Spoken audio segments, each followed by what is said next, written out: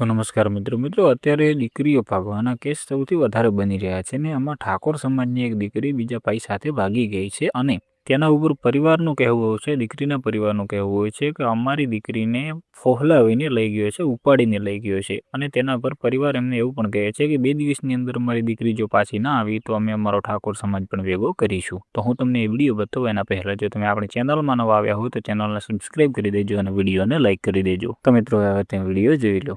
ભાઈ અમારી દીકરીને પોહલે લઈ ગયો છે તે તું 2 દિવસમાં આદર કરાય ને કદાચ અમારી સમાજ ભેળી કરીને કરાવશે અને પછી વાહું તને પડી જાય છે।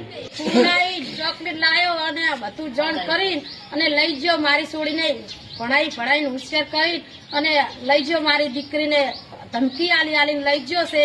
એના મા બાપે કહેતો હતો કે મારો મા બાપ રાજી છે, ખુશ છે અને મારી બેને ખુશ છે, મારી બેનને હું લઈને આવ્યો એવો બધા મેસેજ પડતા હતા એના ફોનમાં જોઈ હતી।